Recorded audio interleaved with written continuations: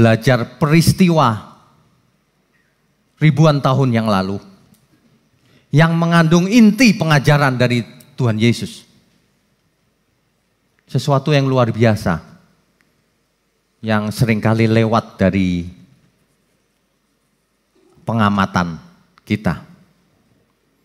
Sebenarnya apa sih yang Tuhan Yesus tulis di tanah ketika ada seorang yang tertangkap basah berbuat zina, lalu perempuan itu diseret ke depan Tuhan Yesus. Lalu Tuhan menulis di tanah, bukan? Ada nggak di antara Bapak Ibu yang bertanya-tanya, apa sih yang ditulis? Mengapa Tuhan Yesus menulis di tanah? Kan bisa ngomong langsung sebenarnya. Kenapa? Kenapa terjadinya di bait Allah?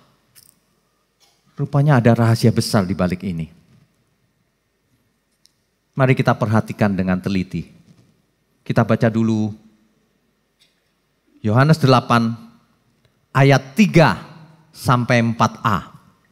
Maka ahli-ahli Taurat dan orang-orang Farisi membawa kepadanya seorang perempuan yang kedapatan berbuat zina. Mereka menempatkan perempuan itu di tengah-tengah. Ini terjemahan Alkitab LAI. Jadi diseret, ditaruh di tengah-tengah. Sengaja itu. Bukan di pinggir, di tengah-tengah. Waduh, peristiwa ini mengerikan loh. Kata menempatkan di sini, teks aslinya adalah stesantes. Saya periksa teks aslinya. Kan perempuan itu ditempatkan di tengah-tengah. Teks aslinya adalah stesantes dari akar kata histemi. Artinya adalah to put forward, memajukan ke depan, ditaruh di tengah, di depan. To set, to place, menempatkan. To make stand, dibuat berdiri di tengah-tengah. Dalam terjemahan bahasa Indonesia nggak ada kata berdiri, di tengah-tengah aja kan. Sebenarnya disuruh di tengah-tengah berdiri lagi. Bapak Ibu bisa merasakan nggak kalau seorang tertangkap basah berbuat zina diarak rame-rame di depan publik, disuruh berdiri lagi. Kan mestinya dia begini ya, berdiri, dipaksa berdiri, seolah-olah nantangin, memancing kemarahan banyak orang.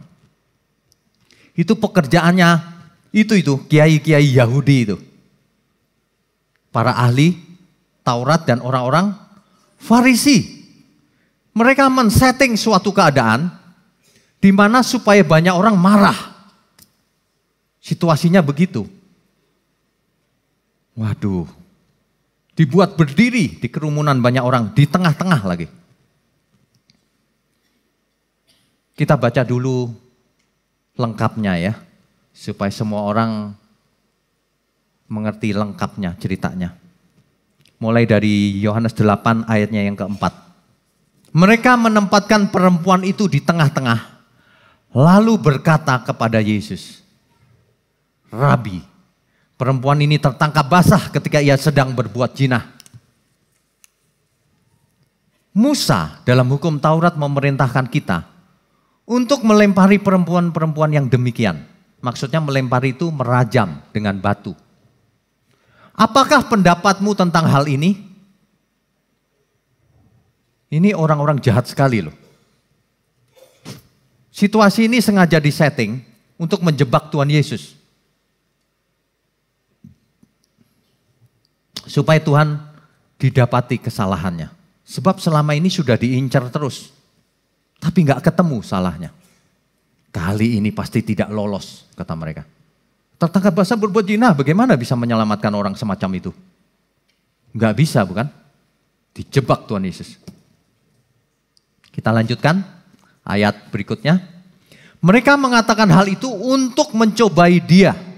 Untuk mencobai Tuhan Yesus. Supaya mereka memperoleh sesuatu untuk menyalahkannya. Tetapi Yesus membungkuk lalu menulis dengan jarinya di tanah. Kira-kira bisa dibayangkan gak? Orang-orang berkerumun banyak gitu. Demo. Rajam, rajam, rajam gitu.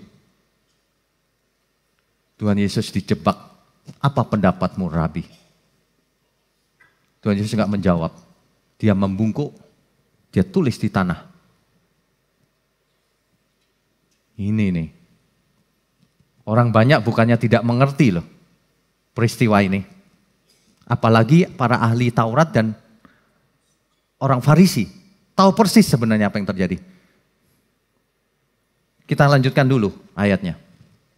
Dan ketika mereka terus-menerus bertanya kepadanya, ia pun bangkit berdiri. Karena Tuhan Yesus menulis-nulis, mereka nanya-nanya terus. Ia pun bangkit berdiri lalu berkata kepada mereka, barang siapa di antara kamu yang tidak berbuat dosa, hendaklah ia yang pertama melempar batu kepada perempuan itu. Lalu ia membungkuk lagi dan menulis lagi di tanah. Belum selesai yang tadi. Tetapi setelah mereka mendengar perkataan itu, sebenarnya cerita ini mestinya nggak gitu ya. Tuhan Yesus menulis lagi bukan? Sebenarnya orang-orang itu melihat tulisan itu, nggak mungkin tidak. Pasti. Terus mereka dengar perkataan Tuhan Yesus itu. Barang siapa di antara kamu yang tidak pernah buat dosa, boleh lempar. Pergilah mereka seorang demi seorang, mulai dari yang tertua. Perhatikan baik-baik. Mulai dari yang tertua, yang paling pengalaman. Pergi lebih dulu. Akhirnya tinggallah Yesus seorang diri dengan perempuan itu yang tetap di tempatnya. Berikutnya. Lalu Yesus bangkit berdiri dan berkata kepadanya, kepada perempuan itu. Hai perempuan, di manakah mereka? Tidak adakah seorang yang menghukum kamu? Berikutnya. Jawab perempuan itu, tidak ada Tuhan. Lalu kata Yesus, aku pun tidak menghukum engkau. Pergilah dan jangan berbuat dosa lagi mulai dari sekarang. Ini peristiwa ini ribuan tahun yang lalu. Tapi masih terngiang-ngiang loh setiap kali kita baca peristiwa ini. Cuma banyak orang tidak mengerti lengkapnya bagaimana. Untuk mengerti lebih tepatnya, kita perlu mengerti bahwa penghakiman di zaman itu, di sejarah Israel zaman kuno itu, hari itu di dalam budaya atau hukum Yahudi, atau dalam praktek Taurat sehari-hari, jika ada seorang yang tertangkap basah berbuat zina, maka baik laki-laki maupun perempuannya akan dibawa ke depan gerbang Nikanor namanya. Untuk dihakimi secara publik. Dan jika cukup saksinya, ada saksinya, barulah mereka dihukum. Sesuai hukum Taurat. Gerbang Nikanor itu adalah salah satu dari 7 gerbang yang menuju halaman bait Allah hari itu. Jadi Bapak Ibu bisa bayangkan, praktek hari itu sudah biasa. Kalau ada orang yang tertangkap basah berbuat zina, diseret ke depan pintu gerbang Nikanor. Itu adalah pintu gerbang, salah satu dari 7 pintu gerbang, menuju ke halaman bait Allah. Sengaja di situ diseretnya. Dan itu sudah biasa, bukan cuma zaman Yesus saja. Makanya kebiasaan itu berlangsung ketika zaman Yesus. Ya. Nah, bait Allah ketika hari itu merupakan pusat ibadah orang Yahudi. Kegiatan agama yang dipraktekkan oleh para imam dan dapat dilihat secara publik. Penghakiman ini secara publik loh. Waduh, gawat tuh. Kalau yang kita ngomong bait Allah, itu artinya peristiwa ini terjadi bait Allah yang kedua. Karena yang pertama dibangun oleh Salomo. Oleh Salomo sekitar tahun 950 sebelum Masehi. Lalu dihancurkan oleh Raja Babel Nebukadnezar. Kalah perang, dihabisin. 70 tahun kemudian dibangun lagi bait Allah kedua. Lalu di tahun 70 Masehi, Tuhan Yesus kan naik ke surga sekitar tahun 30. 40 tahun setelah Tuhan Yesus naik ke surga, dihancurkan lagi bangunan yang kedua tadi. Habis, sampai hari ini habis. Hari ini kalau kita ke Israel, masih ada tembok bagian barat, tembok ratapan, tinggal sedikit. Tapi kalau kita terowongan yang di bawahnya, itu adalah landasan atau dasarnya Bait Allah. Masih ada landasannya, bukti-buktinya masih ada semua. Hari itu penghakiman terjadi di pintu gerbang di depan Nikanor. Orang-orang menjadi tontonan. Para ahli agama ini begitu semangat menghakimi orang. Kalau orang berdosa, berzina, dirajam sampai mati. Waduh, mereka semangat. Orang banyak teriak-teriak, rajam, rajam. Begitu. Kira-kira perempuan ini bagaimana sikapnya? Waduh, dia ketakutan. Dia ketakutan. Mati aku. Mati aku. Gak ada yang bisa bela siapapun. Terbukti bersalah. Mati aku Tuhan. Aduh. Gak ada harapan. Nyerah aja udah. Diapain aja udah nyerah.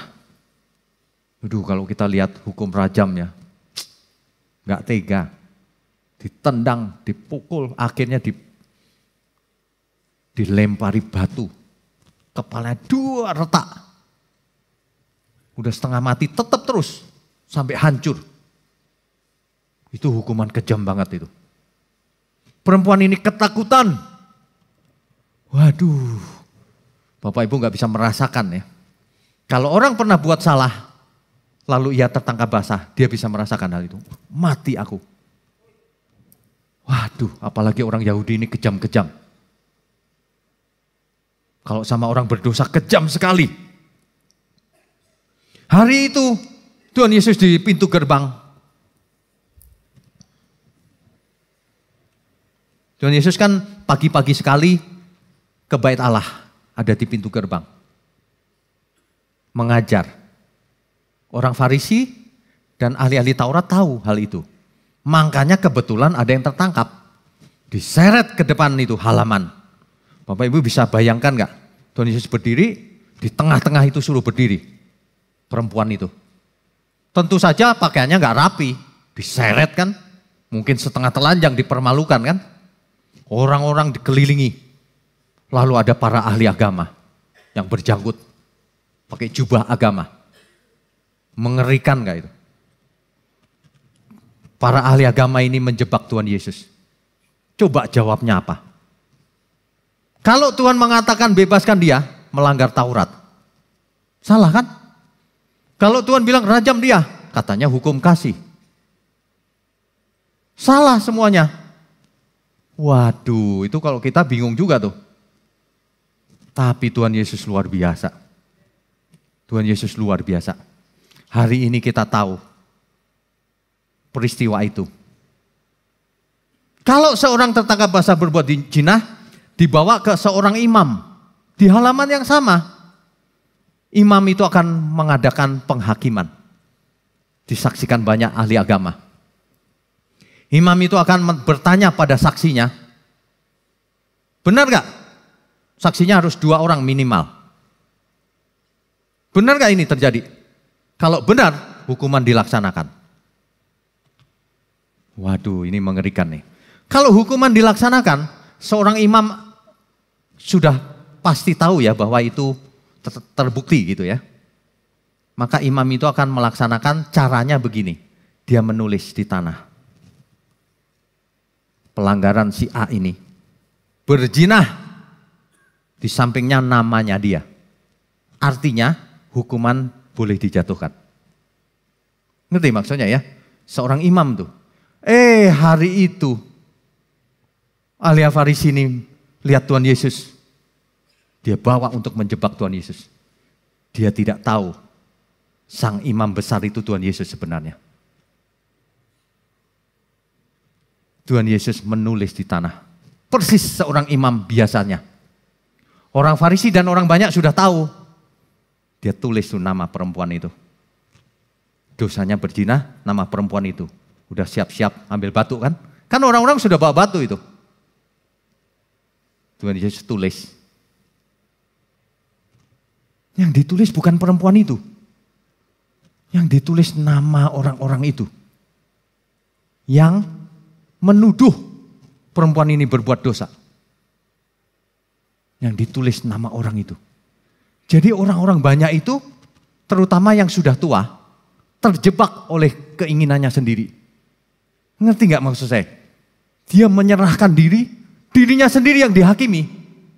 Bahaya. Ketahuan dosaku apa. Bahaya, makanya melarikan diri yang pertama yang tertua. Baca baik-baik itu Alkitab. Mulai dari yang paling tua. Yang paling tua sadar. Itu namaku. Aku segera dirajam. Kalau dulu pernah berbuat dosa, berzina misalnya. Kalau dosa yang lain, mencuri, tanganku bakal dipotong. Kalau dulu ku tonjok orang, giginya copot, gigiku bakal dicopotin.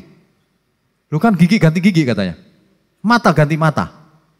Dulu yang menyebabkan orang buta, mataku bakal dicungkil nih. Yang paling tua lihat, lari dia. Nangkep gak maksudnya? Orang banyak itu dan ahli-ahli Farisi itu ingin menghukum si perempuan ini.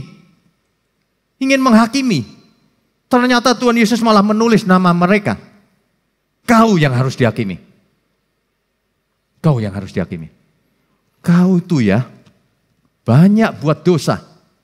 Bisa-bisanya mau menghukum orang lain. Tidak tahu diri. Sang imam besar menulis nama-nama mereka. Lengkap dengan dosa-dosanya. Ada amin? Makanya jangan pernah menghakimi. Jangan pernah diantara kita yang, itu Pak orang itu nipu saya Pak. Disambar geledek aja dia. Jangan pernah. Bener nih serius kata Tuhan. Kalau orang salah begitu disambar geledek nih. Boleh. Gak taunya orang tua kita dulu penipu juga. Biar sambar geledek orang tua. Loh kenapa Tuhan? Kan kau yang minta orang yang berdosa disambar geledek. Ternyata dia diri sendiri kena juga. Karena pernah buat dosa juga kan? Makanya sama orang itu jangan seneng gitu kalau orang lain dihukum. Kamu akan dihukum sesuai dengan kamu menghakimi orang. Jangan pernah menghakimi orang. Amin. Jangan pernah. Orang-orang itu kaget setengah mati. Dia lihat, perempuan itu yang ditulis. Loh, namaku. Lari tunggang langgang karena ketahuan dosanya. Lari tunggang langgang. Mereka sedang menghakimi dirinya sendiri. Tuhan Yesus dengan tenangnya menulis, sang imam besar. Kita kalau tahu sejarahnya, kita jadi mengerti kenapa Tuhan menulis. Hari itu penghakiman itu harus ditulis oleh seorang imam. Ditulis di atas tanah. Nggak boleh pakai cat, nggak boleh. Di atas debu. Supaya apa? Tidak permanen tulisannya. Karena mau dipakai lagi. Tidak permanen. Hukum Taurat begitu dulu prakteknya. Salah satu tempat yang paling ideal untuk menulis itu halaman bait Allah. Di situ berdebu. Dan itu sudah biasa prakteknya. Sebenarnya nggak di situ nggak apa-apa. Tapi orang Farisi ini tahu Tuhan Yesus lagi ada di situ. Dan kebetulan tempat itu tempat favorit untuk menghakimi banyak orang. Senjata makan tuan namanya. Makanya jangan suka menghakimi orang. Ngaca di antaramu yang tidak pernah buat dosa, boleh deh. Gak ada satupun. Sebenarnya ada yang berdiri di situ yang tidak pernah buat dosa. Siapa? Tuhan Yesus. Jadi kalau Tuhan merajam sebenarnya fair. Tapi apa kata Tuhan? Perempuan di manakah mereka? Gak ada Tuhan. Aku pun tidak menghukum kamu. Bayangin. Yang berhak tidak menghukum. Yang gak berhak pengen menghukum. Dunia ini sudah terbalik. Rusak dunia ini. Sama seperti hari ini. Banyak orang seneng gitu kalau orang lain dihukum. Seneng gitu, rame-rame. Itu tuh, orang-orang bakal ke neraka itu begitu. Orang yang menghakimi akan dihakimi. Orang yang tidak mau mengampuni, tidak diampuni. Itu jelas hukumnya. Sangat jelas. Satu lagi, sebenarnya Tuhan Yesus sedang menggenapi nubuatan. Sebenarnya, nubuatan yang mana Pak? Kita mesti mengerti praktek-praktek di zaman Yahudi itu sampai hari ini. Pernah dengar namanya Yom Kippur? Hari pendamaian. The Day of Atonement. Di perayaan Yom Kippur, seorang imam besar akan mencelupkan badannya ke mikveh namanya. Mikveh itu kolam baptisan. Mencelupkan, lambang menyucikan diri. Itu prakteknya. Nah, seorang imam mewakili umatnya, mewakili Israel, masuk ke kolam baptisan, menyelam, keluar lagi, lambang menyucikan diri. Untuk Israel. Itu dilakukan beberapa kali sesuai dengan upacara Yom Kippur. Dan di akhir upacara itu diadakan ucapan syukur di rumah sang imam besar ini. Imam besar ini akan berkata, hari ini acara ini akan selesai. Kita semua akan pulang ke masing-masing rumah. Lalu imam besar ini berkata begini. Imam besar ini akan mengatakan rasa syukurnya. Terima kasih Tuhan, Adonai. Dia panggil Adonai. Karena hari itu Yahweh kan. Adonai, aku bersyukur. Kira-kira begitu kalimat sederhananya. Engkau sudah menyucikan aku. Dan untuk itu Israel juga sudah disucikan. Dengan demikian, maka dosa-dosanya ditunda penghukumannya. Kenapa tahun depan perlu diulang? Apakah gagal hari pendamaiannya? Tidak. Ternyata hari pendamaian cuma berlaku 1 tahun. Seperti orang utang, ditunda jatuh temponya 1 tahun lagi. Jadi begitu upacara itu selesai, terima kasih Tuhan sudah dibersihkan. Dosa-dosanya diundur 1 tahun. Tahun depan diulang lagi. Sampai kapan ngulangnya? Sampai Sang Mesias datang. Jadi mereka sedang mengharapkan Mesias datang supaya tidak ngulang-ulang korban korban darah domba. Jadi sekali aja Mesias bereskan, selesai. Nah, imam besar ini akan berkata begini, barang siapa yang menolak Yahweh, namanya akan tertulis di debu, di tanah. Barang siapa menolak Tuhan, namanya akan ditulis di tanah. Dan akan hilang. Kena angin. Tuhan Yesus menulis di tanah. Orang-orang yang menolaknya, yang memusuhinya. Dan nama itu akan hilang. Terkena debu, terkena angin. Penggenapan Yeremia. Kita baca Yeremia. Penggenapan dari Yeremia 17 ayat 13. Ya pengharapan Israel, Tuhan, semua orang yang meninggalkan kau akan menjadi malu. Orang-orang yang menyimpang daripadamu akan dilenyapkan di negeri. Sebab mereka telah meninggalkan sumber air yang hidup, yakni Tuhan. Terjemahan ini kurang jelas. Kurang jelas. Tidak salah, tidak. Tapi kurang jelas. Saya bacakan bahasa Inggrisnya. Terjemahan NIV. Lord, Tuhan, you are the hope of Israel. Engkaulah pengharapan Israel. All who forsake you will be put to shame. Sama. Semua orang yang meninggalkanmu akan dibuat malu. Those who turn away from you will be written in the dust. Siapa yang berpaling terhadapmu akan ditulis namanya di debu. Because they have forsaken the Lord. Karena mereka telah meninggalkan Tuhan. The spring of living water. Sumber mata air kehidupan. Mereka meninggalkan sumber mata air kehidupan. Ini ditulis oleh Yeremia. Ketika zamannya Tuhan Yesus yang menulis. Orang-orang yang menolak itu malu loh hari itu. Malu gak mereka? Mereka ngotot, rajam. Salah nih, pasti Yesus, Rabi yang satu ini terjebak kali ini. Ternyata namanya sendiri lari dia. Mereka melarikan diri. Mereka gak mungkin dong yang paling tua duluan pelan-pelan mundur. Enggak, pasti lari itu ketakutan. Karena sekalian dihakimi. Melarikan diri mereka. Tuhan Yesus menggenapi perkataan Yeremia ini.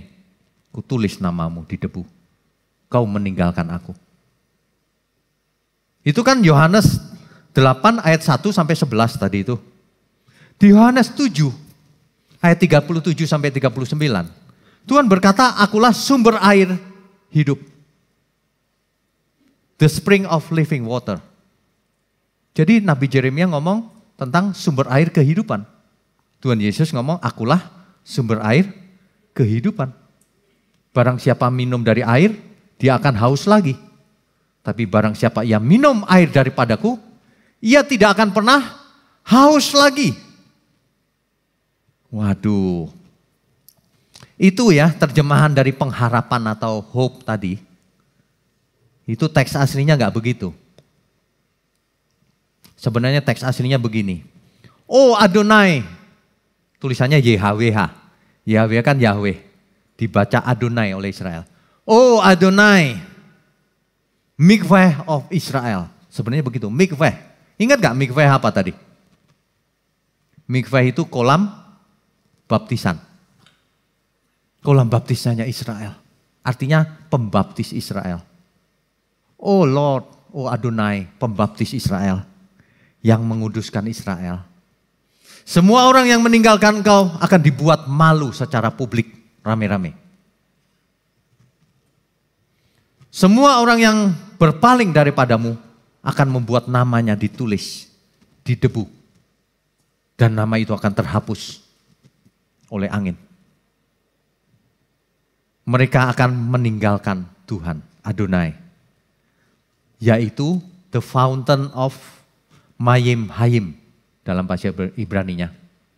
Fountain itu apa? Air mancur atau sumber ya. Sumber Mayim Hayim. Bahasa Ibrani Mayim Hayim.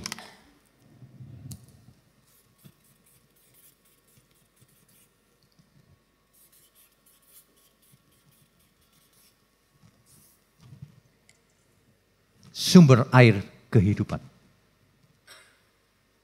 Jadi sebenarnya peristiwa tadi itu bermakna macam-macam banyak sekali. Tuhan Yesus menggenapi perkataan Yeremia itu. Siapa yang dinanti-nantikan Israel? Sang Mesias. Sang Mesias nanti akan membereskan semuanya. Tuhan Yesus yang datang akan menulis nama orang-orang yang meninggalkannya. Yang meninggalkan sumber air kehidupan. Yang memusuhi. Luar biasa ya, Tuhan tulis di tanah. Makanya orang yang paling tua lari lebih dulu. Kenapa? Mungkin nih, ini mungkin. Yang paling tua lihat, itu namaku. Yang ditulis di debu itu, Nabi Yeremia ngomong, yang melawan. Lari loh mereka. Mereka ketakutan. Sebenarnya yang dibutuhkan orang apa sih? Yang dihadapi oleh Tuhan Yesus ada dua macam orang nih. Satu, orang-orang beragama yang taat Taurat, taat hukum agama loh. Tetapi semangatnya ingin menghakimi orang. Nggak ada ampun sama sekali.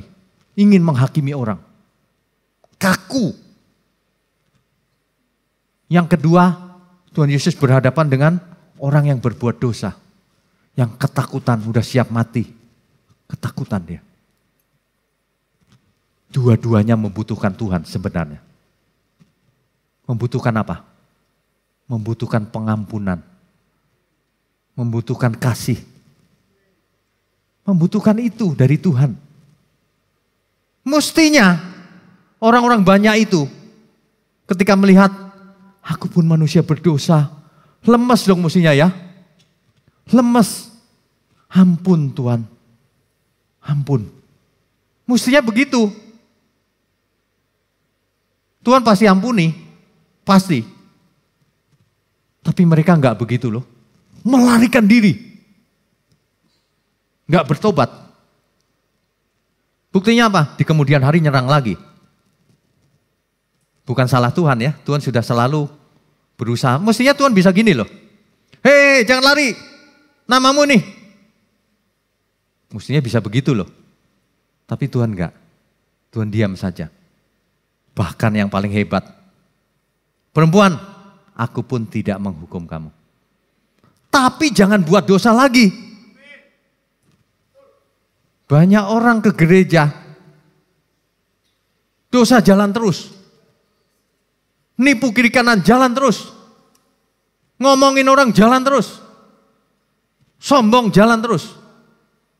Apa sih yang disombongin? Benci orang jalan terus. Mau ketemu Tuhan lagi, ditulis lagi loh di namanya. Ntar. Kalau saya sih nggak mau. Kita minta ampun sama Tuhan.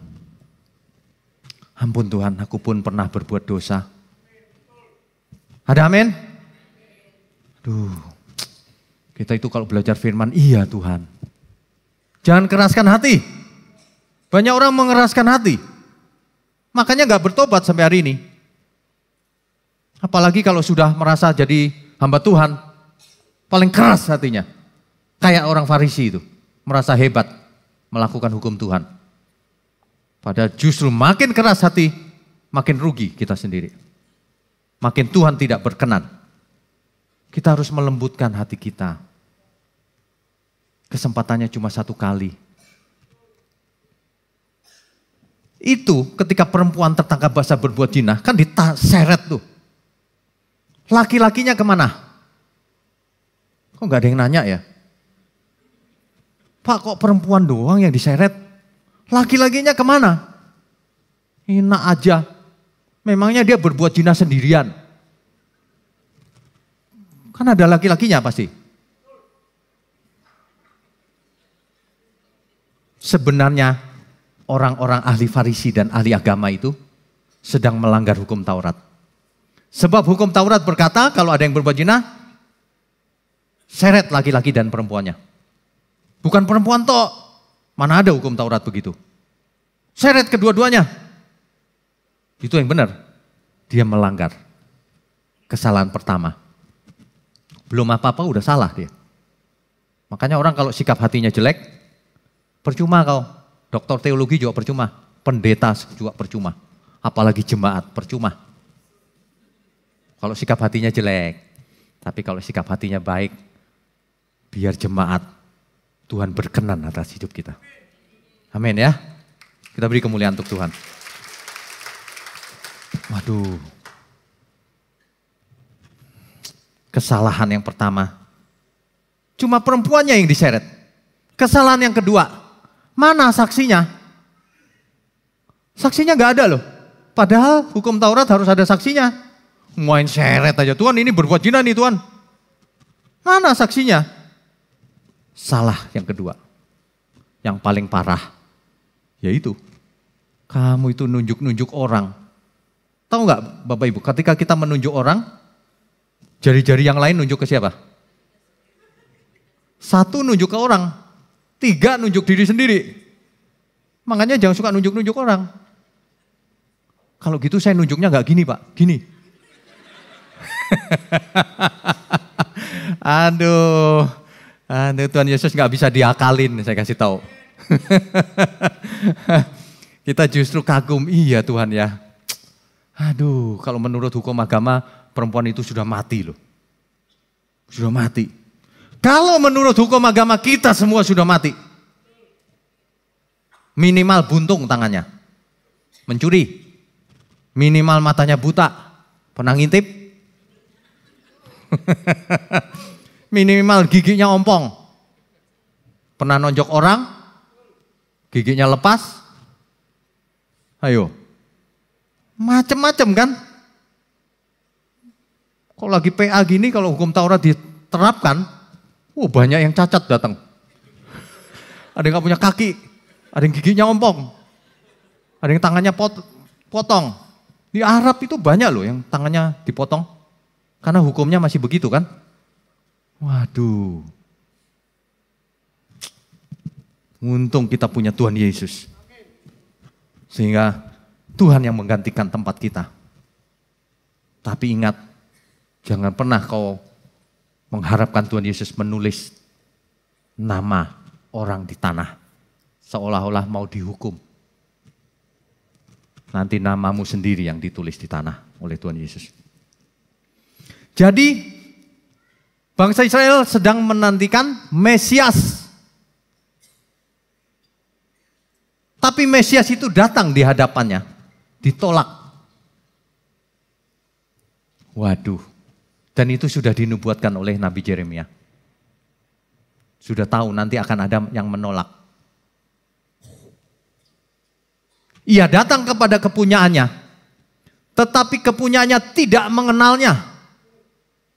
Menolaknya, bahkan membunuhnya. Parah ya. Tapi Tuhan kita luar biasa loh. Begitu hebat.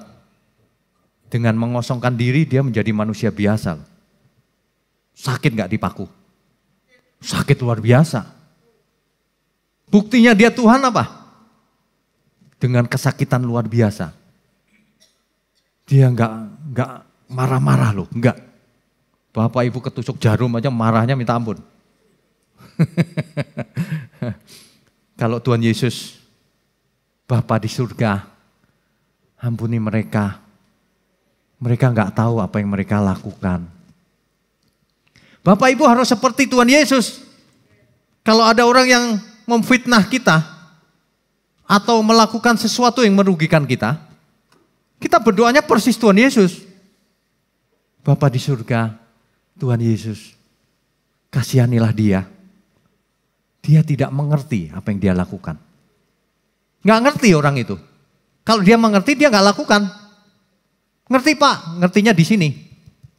Nggak ngerti menghayati. Sebab kalau dia menghayati, nggak mungkin ada orang pengen ke neraka. Nggak mungkin. Semua orang ingin ke surga. Kenapa dia sengaja? Dia tidak menghayati, dia tidak mengerti. Padahal kita harus kasihan sama dia. Dia bakal ke neraka. Jangan dimusuhi. Ya, ada amin ya? Waduh, peristiwa ini benar-benar loh. Jangan dilewatkan.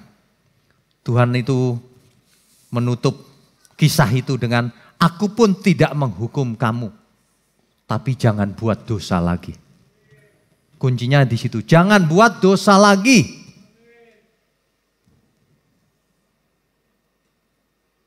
Kita baca Matius 7, ayat 1 sampai 5. Matius 7, ayat 1 sampai 5. Jangan kamu menghakimi, supaya kamu tidak dihakimi.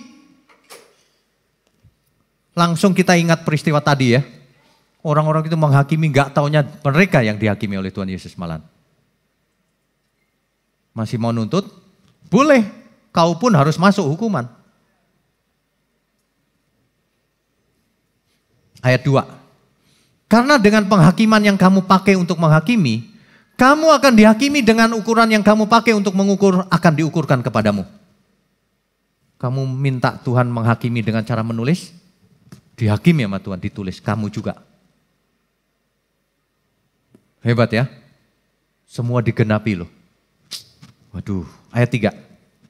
Mengapakah engkau melihat selumbar di mata saudaramu, sedangkan balok di dalam matamu tidak engkau ketahui. Kan banyak orang begitu. Kau lihat orang lain, salah dia Pak. Dia nggak tahu di depan matanya ada balok. Selumbar kecil, jauh ketahuan. Kan ada peribahasanya itu. Apa ya? Apa di seberang lautan nampak? Di depan mata nggak nampak. Aduh, banyak orang sering melihat kesalahan orang lain. Diri sendiri kesalahannya banyak nggak dilihat. Ini benar-benar loh. Kalau Bapak Ibu nggak bertobat gara-gara yang satu ini, pasti ke neraka, udah pasti. Barang siapa menghakimi, dia dihakimi. Persis sama. Ayat keempat. Bagaimanakah engkau dapat berkata kepada saudaramu, biarlah aku mengeluarkan selumbar itu dari matamu, padahal ada balok di dalam matamu. Bapak Ibu mungkin selumbar itu apa ya? Kecil. Balok itu gede.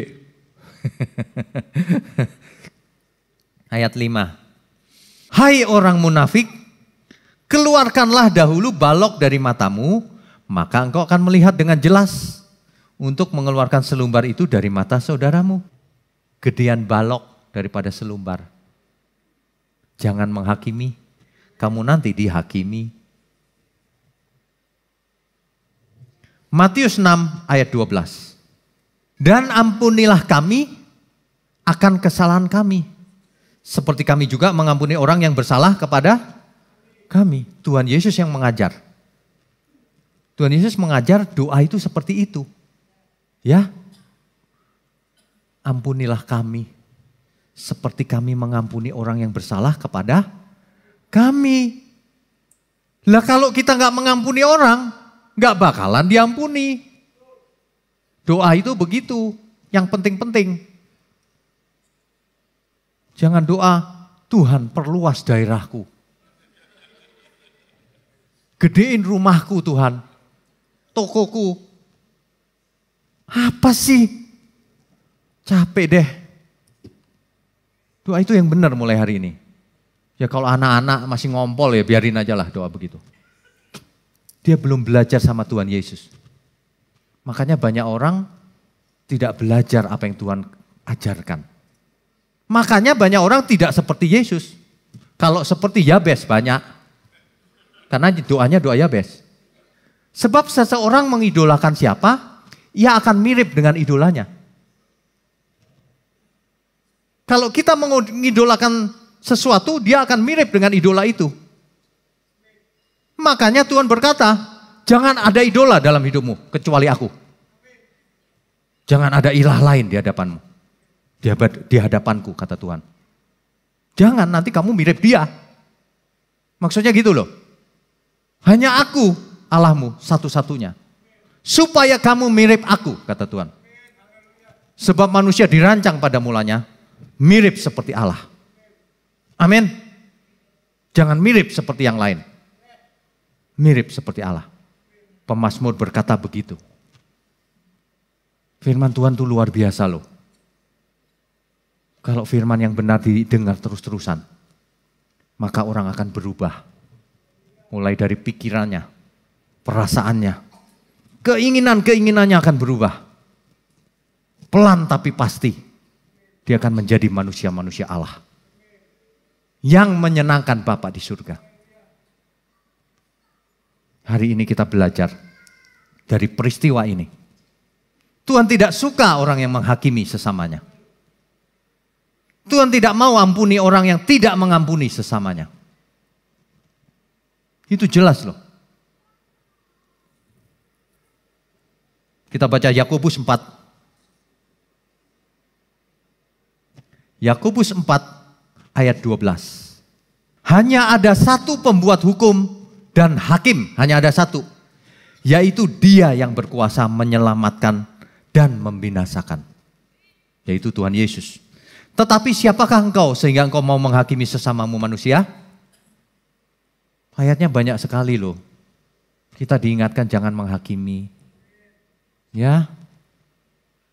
Hari ini banyak orang masih suka menghakimi. Termasuk orang Kristen. Kalau orang non-Kristen, ya terserah lah ya, ajarannya bukan begini. Tapi kalau Kristen itu ajarannya begini, kamu gak mau ikut. Berarti kau bukan Kristen. Makanya belajarlah apa yang Tuhan Yesus ajarkan. Sebab kalau orang belajar bukan dari ajaran Tuhan Yesus, ya dia meleset. Jauh. Masa Tuhan Yesus ngajarin begini? Klaim janjinya? Gak ada. Gak ada. Itu yang mana? Yesus yang lain itu. Injil yang lain. Gak ada yang begituan. Tuhan Yesus mengajar kalau engkau berdoa. Bapa, kiranya cawan ini berlalu. Tetapi biarlah kehendakmu yang jadi. Mantap. Hari ini kalau kita seolah-olah, Tuhan, aku kok belum sembuh. Gak ada masalah. Aku akan menguatkan percayaku sama Tuhan. Kalau sampai aku menutup mata pun, gak masalah Tuhan. Aku mau pulang ke rumah Bapak. Mestinya begitu ya. Dirubah. Bapak Ibu sikap hatinya dirubah. Cara memandang hidup ini dirubah.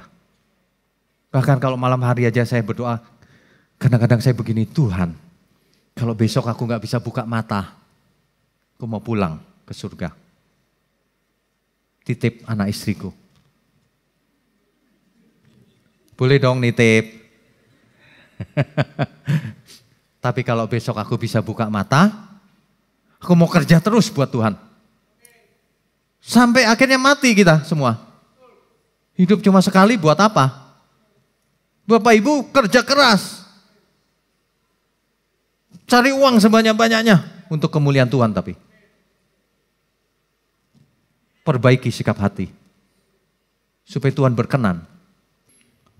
Roma 12 ayat 19. Kita itu sering baca firman, Alkitab, ayat. Gak boleh, males Pak, gak boleh. Kalau mau berubah harus rajin baca. Roma 12 ayatnya ke-19. Saudara-saudara yang kekasih, janganlah kamu sendiri menuntut pembalasan. Tetapi berilah tempat kepada murka Allah. Kalaupun marah, biarlah Tuhan yang marah, jangan kamu yang marah. Maksudnya gitu. Sebab ada tertulis di Alkitab maksudnya. Pembalasan itu adalah hak Tuhan. Akulah yang akan menuntut pembalasan, bukan kamu. Kata firman Tuhan. Ingat ya, kita tidak berhak menghakimi, menuntut, membalas. Bahkan kita tidak berhak atas hidup kita sendiri.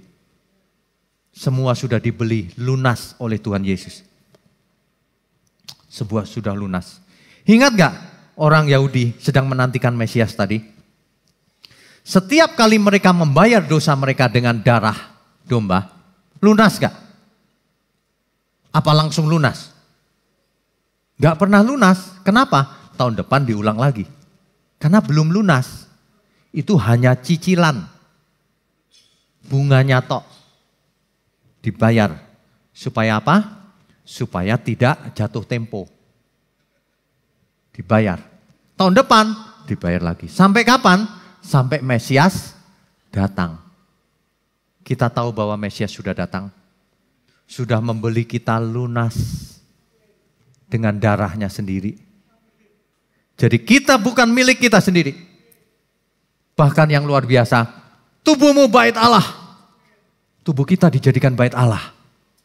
Ruang Maha Kudus ada dalam diri kita. Amin. Kita beri kemuliaan untuk Tuhan.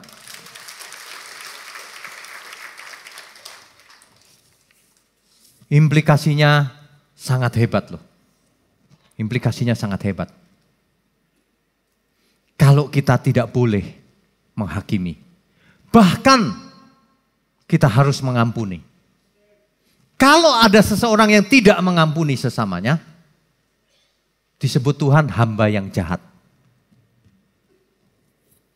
Nanti di rumah dibaca Matius 18, 23 sampai 35.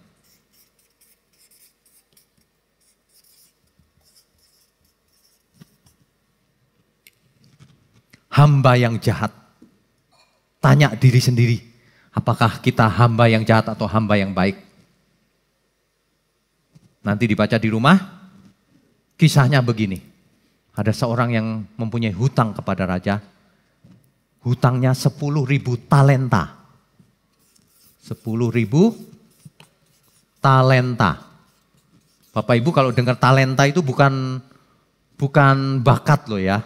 Ini satuan mata uang di zaman itu. 10.000 talenta. Raja ngomong gini, sita anak istrinya. Hukum mati dia. Si hamba ini ketakutan. Hukum mati. Dia minta ampun, ampun Baginda. Ampun. Sang raja jatuh hati. Lalu raja itu, aku yang bayar. Ya sudah, kau bebas. Lalu hamba ini pulang. Sesampainya di rumah, dia ketemu tetangganya. Utangnya 100 dinar. Ini angka-angka ini susah dibayangkan. Kita ganti jadi rupiah. Nanti dicek di rumah. 10.000 talenta itu berapa? 1 talenta di zaman itu sama dengan 6.000 dinar.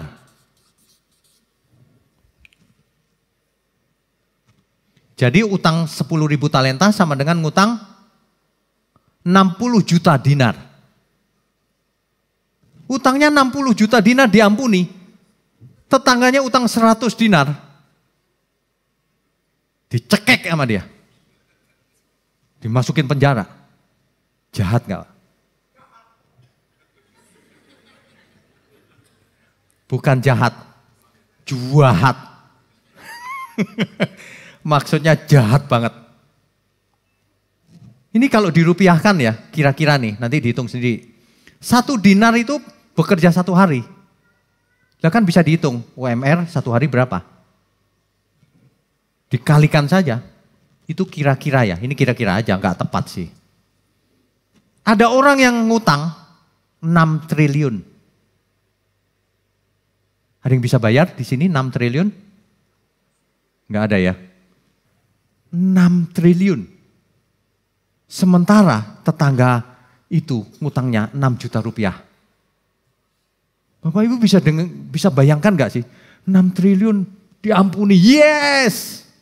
Mestinya dia pulang 6 juta lunas bro. 100 juta lunas bro. 1 M lunas. 100 M lunas. Gak ada papanya dibandingkan utang yang tadi itu mati loh mestinya. Benar gak? Ini hamba ini jahat banget. Cuma utang 100 dinar aja receh aja dicekek sama dia.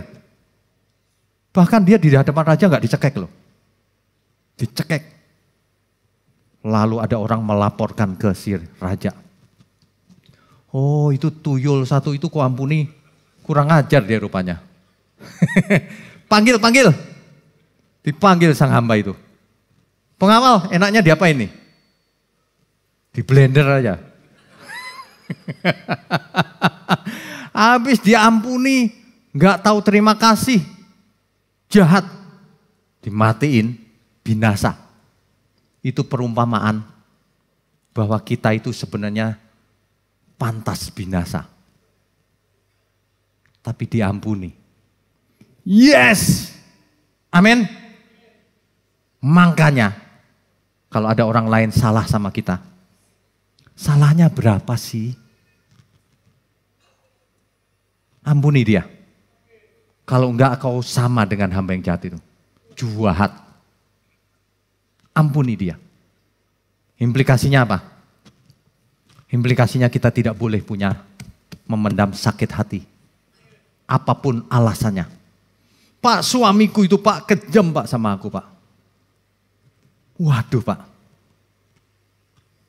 Gak ada alasan.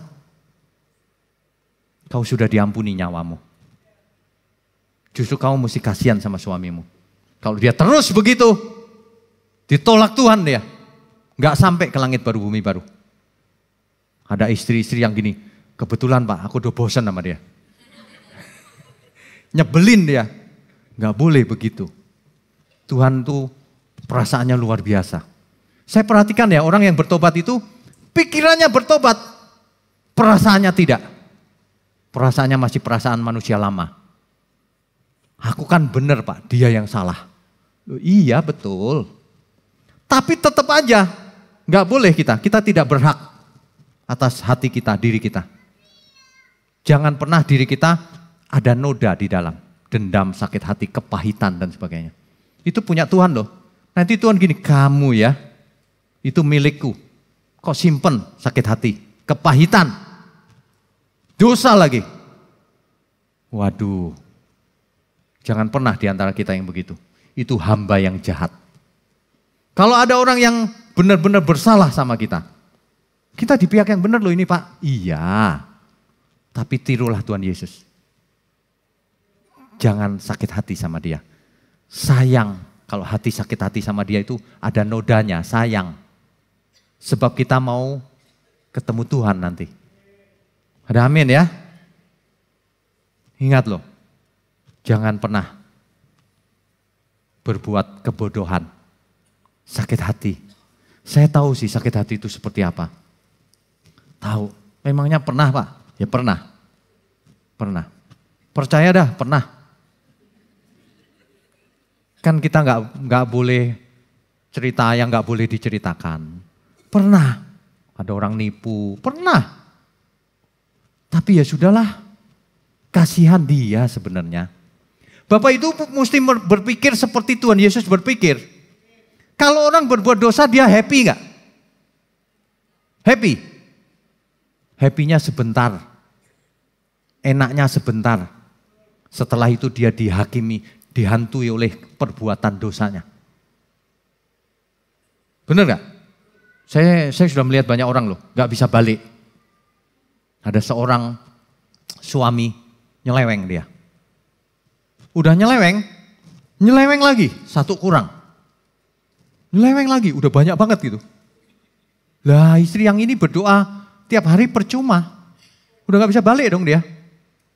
Suatu hari dia bisnisnya bangkrut.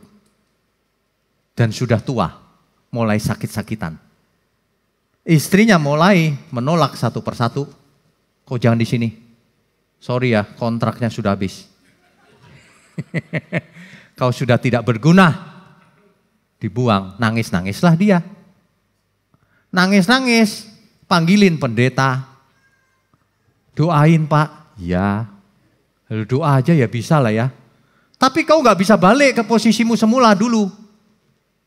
Udah terlalu jauh, minta ampun sama Tuhan. Diampuni pun gak bisa balik posisinya ke semula. Makanya jangan buat salah. Biaya dosa itu terlalu besar. Kita hidup bukan untuk itu. Kerahkan semua yang ada pada kita untuk kemuliaan Tuhan.